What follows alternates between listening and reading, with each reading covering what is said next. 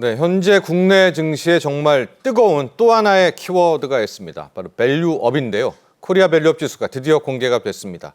코리아 디스카운트라고 불렸던 우리 국장, 이 K증시의 저평가 문제를 해소하기 위해 망한 발현으로 마련된 것이지 않습니까? 밸류업 프로그램의 핵심 밸류업 지수들, 편입된 종목들도 한번 살펴보도록 하고요. 이게 도대체 어떤 식으로 긍정적인 영향을 미치게 되는지 그 구조에 대해서도 살펴보죠. 황세훈 자본시장연구원 선임연구위원과 함께합니다. 안녕하십니까? 네, 안녕하세요. 반갑습니다. 자, 기다리고 기다렸던 코리아 밸류업 지수가 발표가 됐는데 뭐 이따 또 오늘 국내 증시도 이야기하겠지만 오늘 증시는 또 약간 다른 메커니즘으로 하락을 했거든요. 네. 일단은 밸류업 지수가 뭔지 개념 정리도 또 해보고 가야 되겠죠. 네, 일단 밸류업 지수는 밸류업 활동을 적극적으로 할 것 같은 기업, 아직까지는 이제 기업들의 밸류업 활동이 본격화되어 있다고 평가하기는 조금 어렵잖아요. 예. 그렇지만 향후 밸류업 활동을 적극적으로 할 것 같은 기업들을 우선적으로 선정을 해서 지수로 구성을 한 것이 바로 밸류업 지수라고 보시면 될 것 같습니다. 네. 여기는 결국은 기업들의 밸류업 활동을 촉진함으로써 이제 주가 상승을 유도하겠다라는 이런 이제 선순환적인 이제 의미가 들어가 있기는 하죠. 뭐 여러 가지 이제 목적을 가지고 만든 지수라고 볼 수가 있습니다. 조금 더 이제 자세하게 이제 설명을 드리기는 할 건데요. 네. 일단 9월 달에 9월 30일을 기준으로 해서 최초의 밸류업 지수가 이제 계산이 돼서 시장에 발표가 될 예정이고요. 그리고 이제 사실 이거보다 훨씬 더 중요한 게 이 밸류업 지수만 가지고 이제 해결이 되는 것이 아니라 지수를 만들었으면 이 지수를 이용하는 상품들이 나와야 되는 거거든요. ETF겠죠, 그게? 예, 주로 이제 ETF의 형태가 될 것 같습니다. 밸류업 지수를 기초 자산으로 하는 ETF가 출시가 되어야 여기에 이제 자금이 계속해서 들어오는 거잖아요. 그래서 ETF가 출시되는 것이 사실 굉장히 중요한 의미를 가진다고 말씀드릴 수 있을 것 같고요. 이 ETF가 그럼 언제쯤 출시될 것 같으냐? 올해 11월부터 본격적으로 ETF가 출시될 걸로 지금 예상이 되고 있습니다. 네. 몇 개 자산 운용사에서 이미 밸류업 지수를 기초 자산으로 하는 ETF를 이제 구성하겠다, 상품화 시키겠다 그런 계획들을 이미 이제 가지고 있는 걸로 파악이 되고 있고요. 그렇기 때문에 11월 달이 되면 최소 서너 개 이상의 밸류업 관련 그런 이제 ETF들이 시장에 나오게 될 것 같습니다. 그렇습니다. 앞서 그 표 한번 다시 볼까요? 이 밸류업 지수라는 게 기준 시점이 올해 1월 2일이 되는 겁니다. 그게 1000포인트가 되는 거고요. 네네. 100개를 뽑았습니다. 그래서 어제 이제 100개의 편입 종목을 발표를 했고 저걸 가지고 마치 우리가 코스닥처럼 이제 지수화하는 겁니다. 그리고 저 편입 종목도 바꾸기도 하죠? 그렇습니다. 매년 6월에? 매년 6월에 한 번씩 정기 평가를 해서요. 편입 종목을 바꾸게 됩니다. 여기 이제 이게 사실 중요한 부분인데 현재의 밸류업 지수, 이번에 발표한 밸류업 지수 지금 코스피 67개 종목, 코스닥 33개 종목이 포함되어 있는데 아직까지 여기에 포함되어 있는 기업들이 밸류업 공시를 하지 않은 기업들이 많거든요. 네네. 따라서 현재의 지수는 어떻게 보면 조금 과도기적인 지수라고 볼 수가 있습니다. 네. 내년 6월 달에 다시 정기 평가를 해서 포함되어 있던 기업들이 얼마나 밸류업 공시를 제대로 하고 있는지 그렇지. 그리고 그 후속 조치를 얼마나 성실히 수행하고 있는지를 다시 평가를 해서 네. 일부 종목은 빠지게 될 거고요. 포함되지 못했던 종목들 중에 이 기업들이 밸류업 활동을 열심히 하고 있구나 이런 것들이 확인이 되면 다시 네. 또 편입되는 쪽으로 따라서 그 밸류업 지수라는 성격은 올해는 어떻게 보면 조금 과도기적인 성격인 거고요. 네. 내년 6월부터는 훨씬 더 그 본질에 가까운 지수 구성이 이루어질 수 있을 것 같다고 평가할 수가 있는 거죠. 자, 100곳을 뽑았는데 약간 논란도 좀 있는 것 같은데요. 어떻게 100곳을 좀 뽑았는지 기준을 좀 살짝 들어보고 그 다음에 100개 기업의 면면을 좀 보도록 하겠습니다. 네네. 어떻게 뽑았습니까? 왜냐하면 일단, 네. 아직 밸류업을 하진 않았잖아요. 그렇습니다. 이 기업들이. 아직까지는 밸류업 활동이 본격화되었다고 보기가 어렵거든요. 네. 물론 일부 기업들은 이미 밸류업 공시를 했습니다. 지금 밸류업을 하겠다고 선언한 기업이 한 40개 정도 지금 관찰이 되고 있고요. 네. 물론 이 40개가 모두 밸류업 지수에 포함되지는 않았습니다. 지수라는 것은 기본적으로 안정성을 갖춰야 되고요. 수익성을 갖춰야 되는 거거든요. 그렇기 때문에 40개 기업들 중에 일부는 컷오프 돼서 이제 쉽게 말하면 최소 기준을 못 들었어요? 통과를 못한 거죠. 네. 5개 기준을 지금 이제 네. 제시를 하고 있는데요.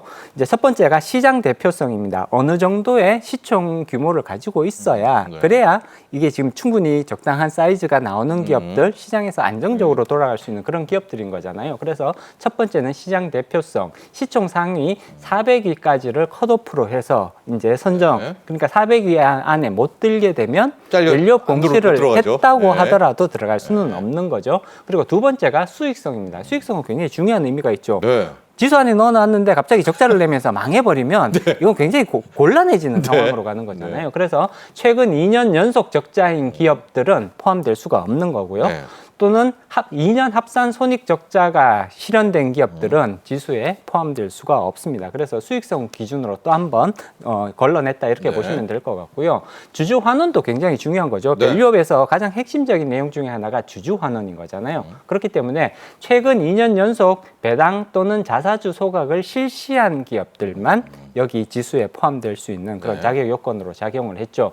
그리고 네 번째는 시장 평가, 다시 말해서 PBR 보통 네. 그 PBR 기준으로 봐서 PBR이 낮다고 또는 높다고 해서 무조건 포함되는 건 아니고요. 전체 산업군에서 상위 50% 이내일 것, 이런 이제 기준들을 네. 제시를 하고 있습니다. 그리고 마지막으로 봐 자본 효율성, 보통 이제 ROE를 많이 쓰잖아요. 네. 자기 자본 수익률, ROE가 이제 우수한 기업을 기준으로 해서 선정을 하는데 이것도 대충 보면 기준이 50%, 상위 50% 정도로 됩니다. 그래서 이 5가지 기준을 모두 만족시켜야만 여기에 이제 들어갈 수가 있는 거고요. 네. 물론 여기에 이제 예외 조항이 있습니다. 이 5가지 기준을 만족시키지 못했더라도 그 예를 들자면 조기 밸류업 공시를 했다든지 네. 뭐 여기 이런 이제 한두 가지 특례가 있거든요. 네. 그 특례를 만족시킨 기업들도 일부 요번에 밸류업 지수에 포함되어 있습니다. 그런데 제가 앞서 이제 왜 논란이라고 이야기를 했냐면 우리가 이 기업은 100% 들어가야 될 것들이 좀 안 보인다.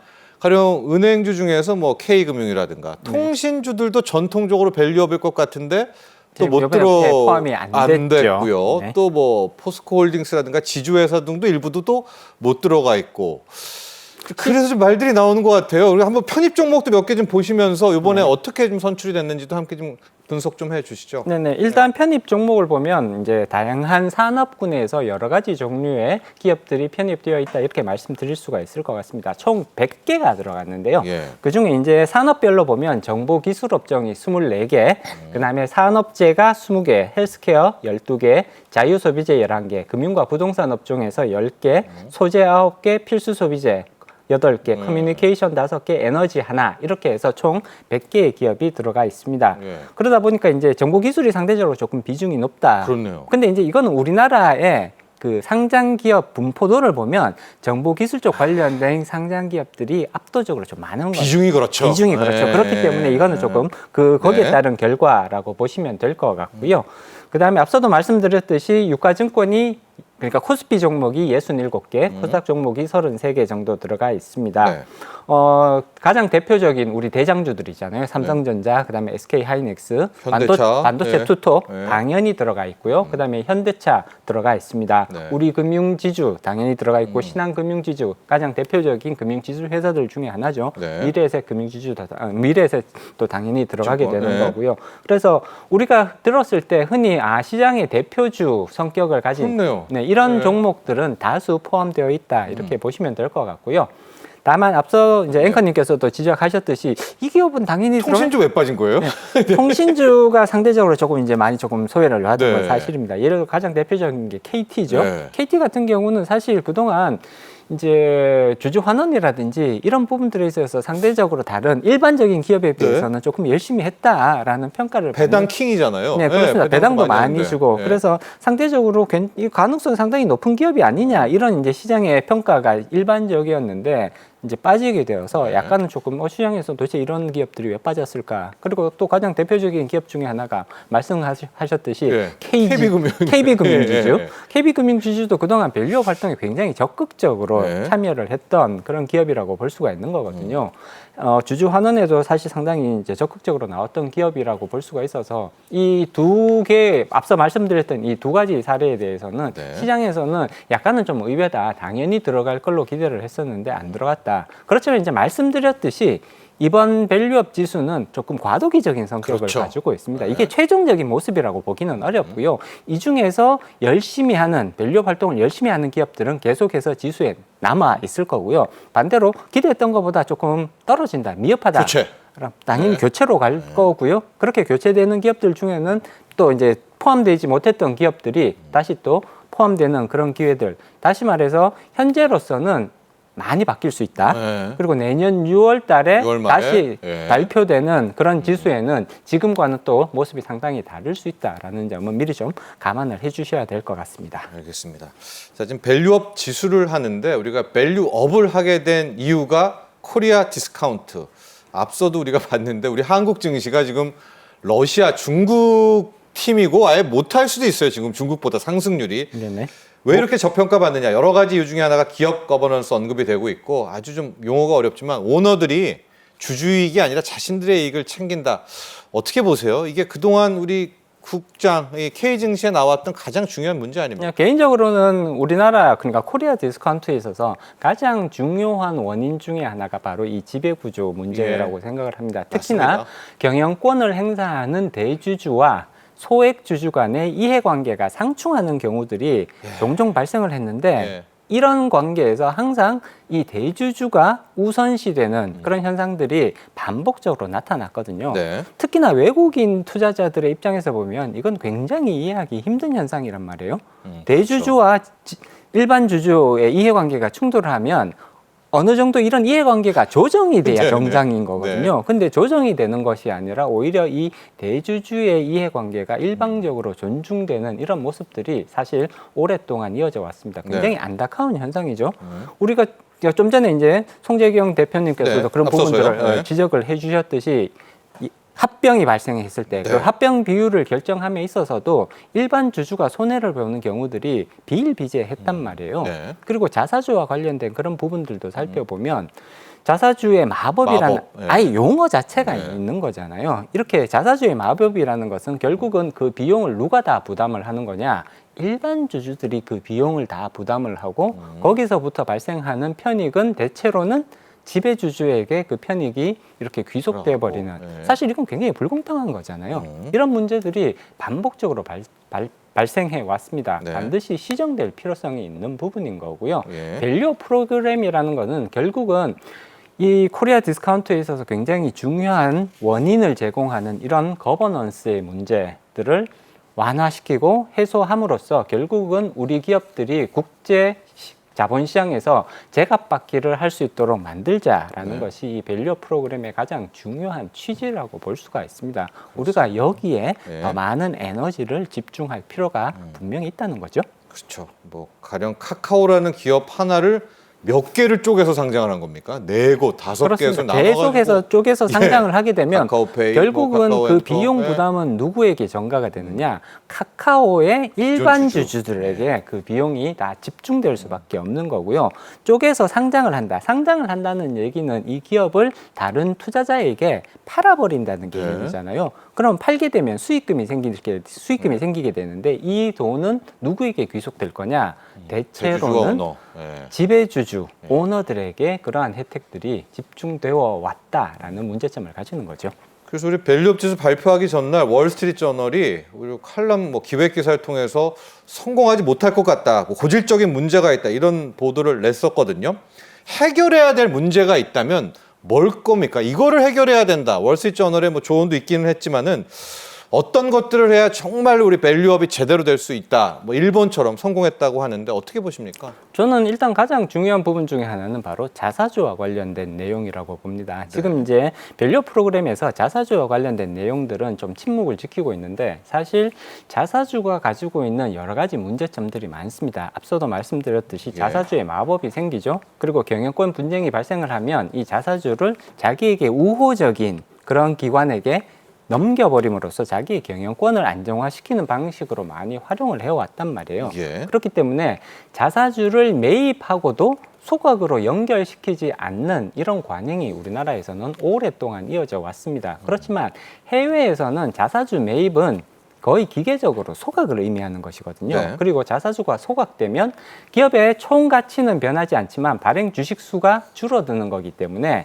주가 상승을 뚜렷하게 우리가 기대해 볼 수가 있습니다. 네. 자사주를 매입해서 소각한다고 해서 반드시 주가가 올라가는 것은 아니지만 평균적으로 놓고 보면 웬만하면 주가가 올라간단 말이에요. 네. 그렇기 때문에 자사주와 관련된 여러 가지 부작용을 해소하는 것만으로 우리 전체적인 증시의 기업 가치는 상승할 여지를 충분히 가지고 있다고 봅니다. 그렇게 네. 된다면 자사주 매입 이후에 소각을 의무화시키는 것, 물론 한꺼번에 이걸 다 의무화시킬 수는 그렇죠. 없어요. 네. 단계적인 그런 이제 방식을 가져가서 단계적으로 소각을 의무화시키는 이런 것들은 굉장히 중요한 밸류 프로그램의 내용이 될 수 있다라고 봅니다. 지수 자체로 좀 보완할 점이 있을까요?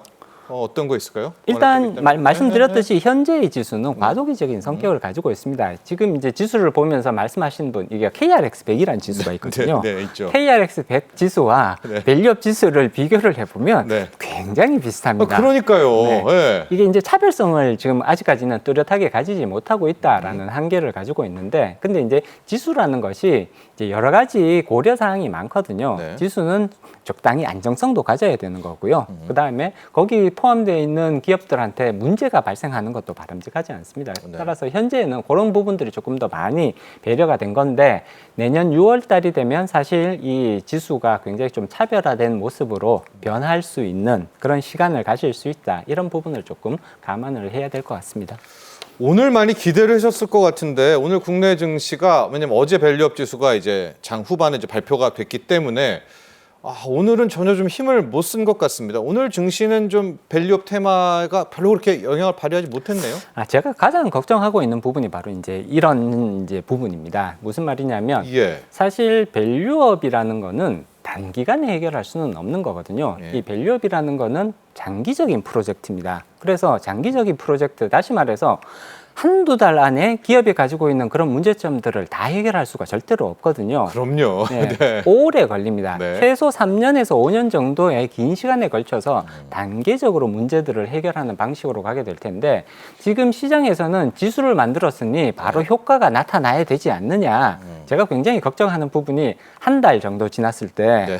어떤 기사들이 쏟아질지 너무 예상이 되거든요. 어떻게 예상하시는지. 한 달 지났는데 밸류업 지수 편입 종목들 보았더니 뭐 이런 거죠. 네, 보았더니 네. 별로 뭐 주가 오르지도 않더라. 네. 또는 한 두 달 정도 지났더니 또 비슷한 기사들이 쏟아질 수가 있거든요. 네. 사실 밸류업이라는 거는 장기적인 관점에서 정부도 지금 접근하고 있는 그런 이제 프로젝트라고 보셔야 되는 거고요. 실질적인 효과는 급격한 주가 상승의 형태로 나타날 가능성보다는 아주 완만하게 긴 흐름에서 나타날 가능성이 높습니다. 한두 달 안에 왜 이렇게 주가가 안 오르느냐라는 이런 비판보다는 이거는 굉장히 긴 호흡으로 접근해 주시는 것이 훨씬 더 중요하다고 볼 수가 있죠. 네. 그리고 그렇게 긴 호흡으로 접근해야만 정책의 일관성을 확보할 수가 있습니다. 이 프로그램 또는 이 지수의 성공을 위해서는 정책의 일관성이 대단히 중요하다고 볼 수가 있는 거고요. 네. 그러한 정책의 일관성을 갖추기 위해서는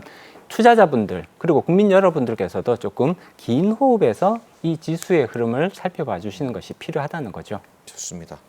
자, 밸류업이 잘 되려면 밸류업 지수의 뭐 주가 상승률이 좋으려면 해당 기업들이 밸류업 프로그램을 해야 되잖아요. 그렇습니다. 그래서 결국 이를 위해서는 당근과 채찍이 필요하다라는 건데 현재 우리 금융당국은 일단 채찍은 보류를 하고 당근 쪽에 포인트를 좀 맞추고 있거든요. 세제 혜택 이야기가 많이 나옵니다. 뭐 실질적으로 기업 오너들이 왜 이러냐, 우리 한국의 높은 상속세 때문이다, 뭐 이런 얘기도 이제 같이 보도도 나오고 있는데 세제 혜택을 상당히 좀 주면, 그러니까 노력한 기업들에 대해서 세금 혜택을 주면 우리 기업들도 좀 밸류업에 뛰어들까요? 어떻게 보십니까? 세제 혜택의 변수. 참여할 가능성은 충분히 높아질 수 있다라고 개인적으로는 이제 예상을 하고 있습니다. 앞서 제가 이제 자사주와 관련된 말씀을 드렸는데요. 자사주와 더불어서 밸류업 활동 지원을 위해서 굉장히 중요한 역할을 할 수가 있는 게 사실 배당 소득세라고 볼 수가 있겠죠. 예. 배당 소득세, 지금 배당은 금융종합 과세에 걸려 있는 항목이잖아요. 예. 근데 대주주들의 입장에서 보면 대주주들은 거의 대부분 금융종합 과세를 내시는 분들이란 말이에요. 내겠죠. 내시는 네. 분들이란 네. 말이에요. 최고 세율이 42%입니다. 예. 그렇게 되면 배당을 10,000원을 받았을 때 4,200원 정도는 세금으로 내시고 나머지 부분들 물론 그 중에서 또 빠지는 부분들이 또 있죠. 네네네. 이런 부분들을 감안을 할 때 지배주주들이 배당을 적극적으로 늘릴 그런 이제 유인들이 사실은 뚜렷하지는 않거든요. 네. 따라서 배당은 분리과세 정도로 그 정책 방향성을 전환해 주는 것을 우리가 충분히 조금 검토해 볼 수 있지 않을까. 이 배당이라는 것이 사실은 법인들이 법인세를 한번 냅니다. 네. 법인세를 내고 남은 거를 주주들에게 나눠주는 거잖아요. 예. 이 법인세가 소득세거든요. 그렇죠. 네. 소득세거든요. 근데 법인세를 한번 내고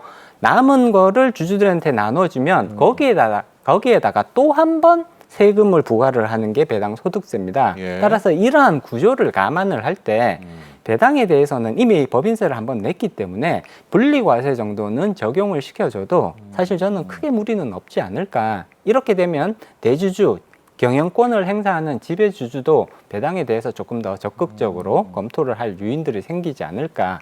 이렇게 봐야 되는 거고요. 예. 그리고 또 한 가지 우리가 생각해 볼 수가 있는 거예요. 자사주 소각을 조금 더 이렇게 촉진할 필요성은 충분히 인정할 수 있단 말이에요. 맞아요. 예, 네. 근데 이거 자사주 소각을 하면 당연히 지배주주는 나는 손해를 본다고 생각을 할 거란 말이에요. 왠지 자기 무기 하나 잃어버린 무기 하나를 거겠죠. 잃어버리는 예. 느낌이 당연히 들 거잖아요. 그렇게 되면 여기에 대해서 어느 정도 또 세제적 인센티브를 부여하는 것도 우리가 한번 생각해 볼 수 있지 않느냐.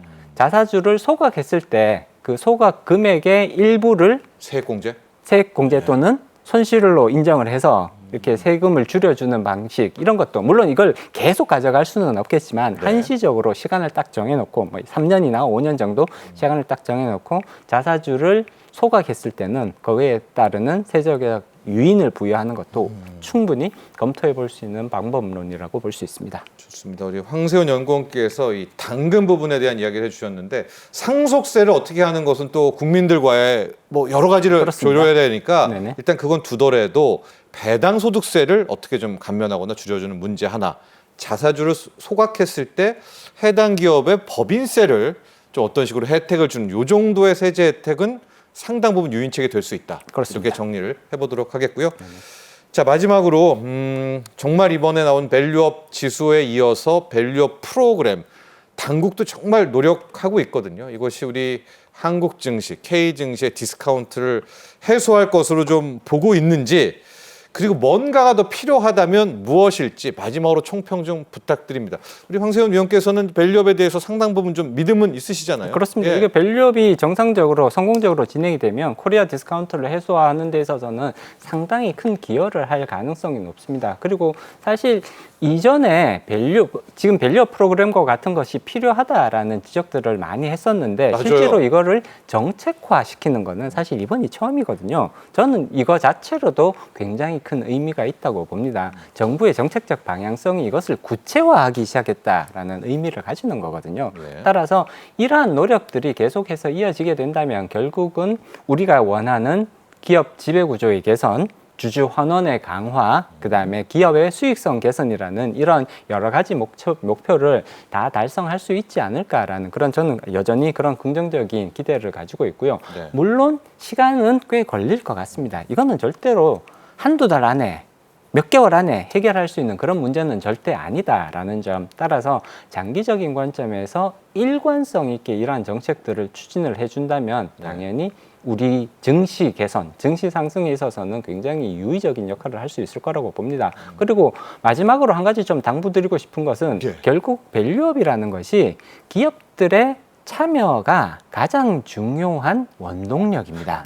해야죠, 기업들이. 네, 기업들이 이거를 해줘야 예. 그래야 증시에서도 기업들이 바뀌고 있으니까 우리도 평가를 다시 해야겠네.